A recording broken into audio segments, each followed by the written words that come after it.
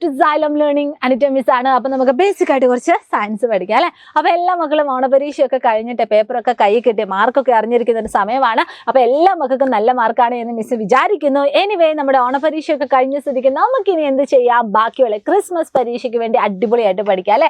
അപ്പോൾ അതിനു വേണ്ടി ഇന്ന് മിസ് വന്നിരിക്കുന്നത് നമ്മുടെ സീഡ് ഓഫ് ലൈഫ്, അതായത് വിത്തിനുള്ളിലെ ജീവൻ എന്ന് പറയുന്ന ആ ഒരു ചാപ്റ്ററിലെ വളരെ പ്രധാനപ്പെട്ട കുറച്ച് ക്വസ്റ്റ്യൻസ് ഒക്കെ ആയിട്ടാണ്. അതായത് ഈ ഒരു ചാപ്റ്റർ നമ്മൾ ഓൾറെഡി എന്ത് ചെയ്തിട്ടുണ്ട്, ഓണപരീക്ഷയ്ക്ക് വേണ്ടി നമ്മൾ അടിപൊളിയായിട്ട് പഠിച്ചിട്ടുണ്ട്. പക്ഷെ അതിന്റെ തന്നെ ലൈവ് ക്ലാസ്സുകളൊക്കെ നമ്മുടെ ഈ ഒരു ചാനലിൽ അപ്ലോഡ് ചെയ്തിട്ടുണ്ട്. അതുകൊണ്ട് തന്നെ ഇന്ന് മിസ് വന്നിരിക്കുന്ന അതിൽ പ്രധാനപ്പെട്ട ഇമ്പോർട്ടന്റ് ആയ കുറച്ച് ചോദ്യങ്ങൾ നിങ്ങൾക്ക് പരിചയപ്പെടുത്തി തരുന്നതിന് വേണ്ടിയാണ് കേട്ടോ.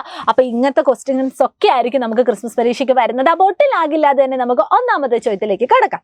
ഫസ്റ്റ് ക്വസ്റ്റ്യൻ ഇതാണ്, list the factors necessary four seed germination. അതായത് വിത്ത് മുളയ്ക്കുന്നതിന് ആവശ്യമായിട്ടുള്ള ഘടകങ്ങൾ പട്ടികപ്പെടുത്താനാണ് പറഞ്ഞിരിക്കുന്നത്. അപ്പൊ നമുക്കറിയാം വിത്ത് മുളയ്ക്കുന്നതിന് വേണ്ടി എന്തൊക്കെ കാര്യങ്ങൾ ആവശ്യമുണ്ട് എന്ന് ചോദിക്കുവാണെങ്കിൽ നമുക്ക് എന്താണ് ഒറ്റ വാക്കിൽ പറയാൻ പറ്റും. എന്തൊക്കെ വേണം? യെസ്, സോയിൽ വേണം, അതുപോലെ തന്നെ സൺലൈറ്റ് വേണം, എയർ വേണം, വാട്ടർ വേണം, അതുപോലെ തന്നെ ഫേവറബിൾ ടെമ്പറേച്ചർ വേണം. അങ്ങനെ നമ്മൾ എല്ലാ ഫാക്ടേഴ്സിന്റെ പേരുകളും നമ്മളിങ്ങനെ കണ്ടിന്യൂസ് ആയിട്ട് നമ്മൾ പറഞ്ഞുകൊണ്ടിരിക്കും. പക്ഷേ ഈ സീഡ് ഓഫ് ലൈഫ് എന്ന് പറയുന്ന ചാപ്റ്റർ പഠിച്ച ഒരു കുട്ടിയെ സംബന്ധിച്ചിടത്തോളം വിത്ത് മുളയ്ക്കുന്നതിന് ആവശ്യമായിട്ടുള്ള പ്രധാനപ്പെട്ട കാര്യങ്ങൾ എത്രണ്ണമാണ്? മൂന്ന് കാര്യങ്ങളാണ്. ഏതൊക്കെയാണ് മക്കളെ? ഒന്ന് എന്താണ്? എയർ അല്ലെങ്കിൽ വായുവാണ്.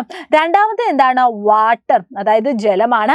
മൂന്നാമത്തേത് എന്താണ്? ഫേവറബിൾ ടെമ്പറേച്ചർ അല്ലെങ്കിൽ അനുകൂലമായ താപനില. അപ്പൊ ഈ 3 കാര്യങ്ങൾ ഉണ്ടെങ്കിൽ മാത്രമാണ് എന്ത് ചെയ്യുന്നത്, ഒരു വിത്ത് മുളയ്ക്കുന്നത്.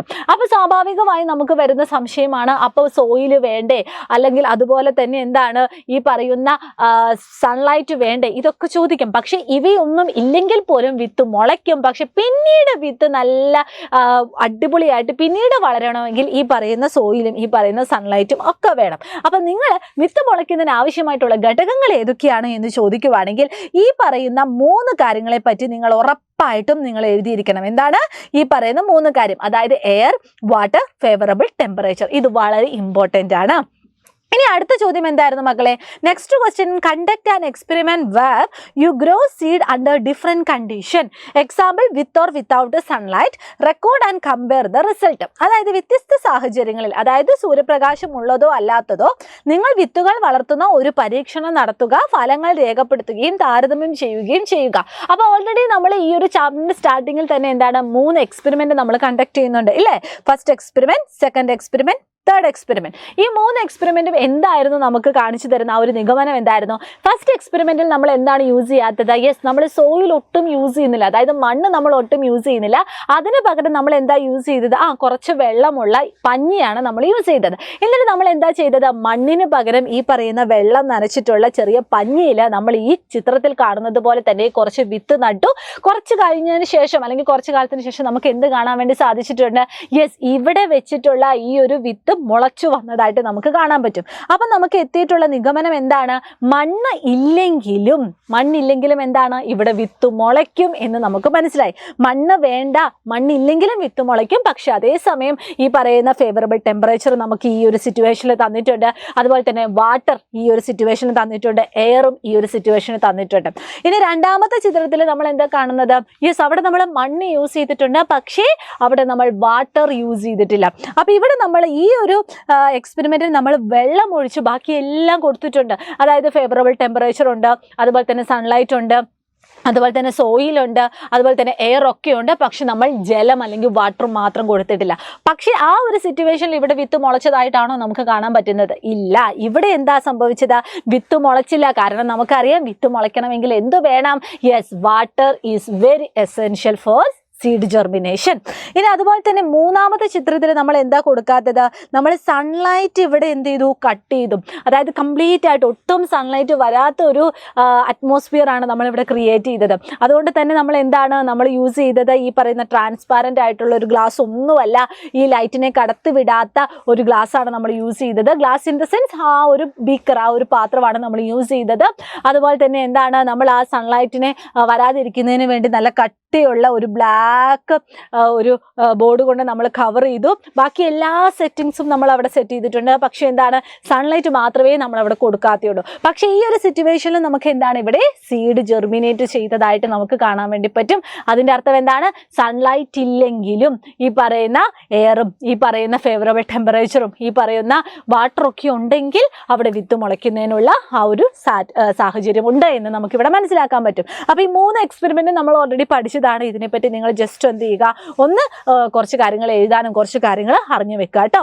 ഇനി അടുത്ത ചോദ്യം ഇതാണ്, classify the following factors into those that are required and those that are not required for the sprouting of seed and note them down in the science diary. അതായത് താഴെ പറയുന്ന ഘടകങ്ങളെ വിത്ത് മുളയ്ക്കുന്നതിന് ആവശ്യമുള്ളതും ആവശ്യമില്ലാത്തതുമായി തരംതിരിച്ചിട്ട് രേഖപ്പെടുത്താനാണ് പറഞ്ഞിരിക്കുന്നത്. അപ്പോൾ ഏതൊക്കെയാണ്? എയർ, ഓക്കെ, വായു എന്ന് പറയുന്നത് ആവശ്യമായിട്ടുള്ള കാര്യമാണ്. ഫേവറബിൾ ടെമ്പറേച്ചർ അല്ലെങ്കിൽ അനുകൂല താപനില എന്ന് പറയുന്നത് ആവശ്യമായിട്ടുള്ള കാര്യമാണ്. വാട്ടർ അല്ലെങ്കിൽ വെള്ളം എന്ന് പറയുന്നത് ആവശ്യമായിട്ടുള്ള കാര്യമാണ്. ഇനി അതേസമയം മാന്യൂർ അല്ലെങ്കിൽ വളം, അതുപോലെ തന്നെ സൺലൈറ്റ് അല്ലെങ്കിൽ സൂര്യപ്രകാശം, സോയിൽ അല്ലെങ്കിൽ മണ്ണ്, ഇവ ഇല്ലെങ്കിലും എന്താണ്, വിത്ത് മുളയ്ക്കാൻ വേണ്ടി ആ ഒരു സാഹചര്യം നമുക്ക് കാണാൻ വേണ്ടി പറ്റും. ഇനി അടുത്ത ചോദ്യം ഇതാണ്, എക്സാമിൻ ദ പിക്ചർ. ഇവിടെ നിങ്ങൾക്ക് 2 ചിത്രം കാണുന്നുണ്ട്. ഇവയിലെ വിത്ത് വിതരണത്തിന് സഹായകമാവുന്ന അനുകൂലനങ്ങൾ എഴുതാനാണ് പറഞ്ഞിരിക്കുന്നത്. അപ്പോൾ ഇവിടെ എന്തൊക്കെയാണ് കാണാൻ പറ്റുന്നത്? യെസ്, നമുക്കിവിടെ ഒരു നമ്മുടെ അപ്പൂപ്പന്താടി കാണാൻ വേണ്ടി പറ്റുന്നുണ്ട്. അതുപോലെ തന്നെ കാശിത്തുമ്പയും നമുക്ക് കാണാൻ വേണ്ടി പറ്റുന്നുണ്ട്.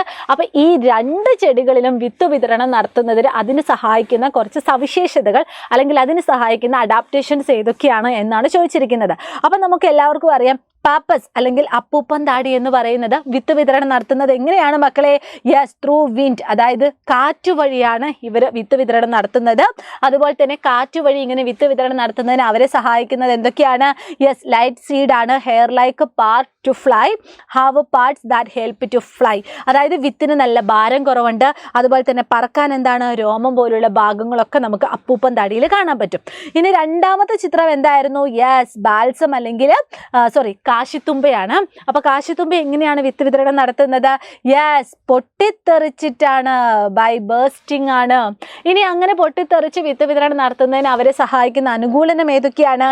യെസ്, അവയുടെ വിത്തുകൾ അകലത്തോട്ട് ഇങ്ങനെ തെറിച്ചു പോകുന്നതായിട്ട് നമുക്ക് കാണാൻ വേണ്ടി പറ്റും, by bursting, and they also have some pods. Okay, ഇങ്ങനെ നിങ്ങൾ ഡീറ്റെയിൽ ആയിട്ട് ഓരോ ചെടിയും എങ്ങനെയാണ് വിത്ത് വിതരണം നടത്തുന്നത്, അതിനവരെ സഹായിക്കുന്ന കാര്യങ്ങൾ എന്തൊക്കെയാണ് എന്ന് നിങ്ങൾ ജസ്റ്റ് ഒന്ന് നോട്ട് ചെയ്ത് വെക്കുക കേട്ടോ. ഇനി അടുത്ത ചോദ്യം ഇതാണ്, ഒബ്സർവ് ദ ഫിഗർ. നിങ്ങൾക്ക് ഇവിടെ ഒരു ഫിഗർ തന്നിട്ടുണ്ട്. Which portion came out first in a sprouting seed? വിത്ത് മുളയ്ക്കുമ്പോൾ ആദ്യമായി പുറത്തു വരുന്ന ഭാഗം ഏതാണ്? നമ്മൾ ഓൾറെഡി വിത്ത് മുളയ്ക്കുമ്പോൾ അതിൻ്റെ വരുന്ന മാറ്റങ്ങൾ, അതിൽ നിന്ന് പുറത്തു വരുന്ന ഭാഗങ്ങൾ, അവയുടെ പേരുകൾ, അവയുടെ ഫങ്ഷൻസ് ഒക്കെ ഡീറ്റെയിൽ ആയിട്ട് പഠിച്ചിട്ടുണ്ട്. ഏറ്റവും ആദ്യം പുറത്തു വരുന്നത് ഏതാണ് മക്കളെ? റാഡിക്കിൾ അല്ലെങ്കിൽ എന്താണ്? ബീജമൂലമാണ്. ഈ റാഡിക്കിൾ അല്ലെങ്കിൽ ബീജമൂലമാണ് എന്തായിട്ട് മാറുന്നത്? റൂട്ട് അല്ലെങ്കിൽ വേരായിട്ട് മാറുന്നത്. എങ്കിൽ അടുത്ത ചോദ്യം ഇതാണ്, എങ്കിൽ വാട്ട് ഈസ് പ്ലുമ്യൂൾ? എന്താണ് ബീജശീർഷം?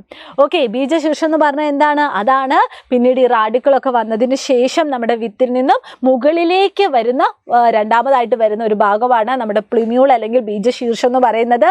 അത് പിന്നീട് എന്തായിട്ട് മാറുന്നു? സ്റ്റെം അല്ലെങ്കിൽ കാണ്ഡമായിട്ടാണ് മാറുന്നത്. ഓക്കെ, അതുപോലെ തന്നെ അവ എങ്ങോട്ടാണ് വളരുന്നത്?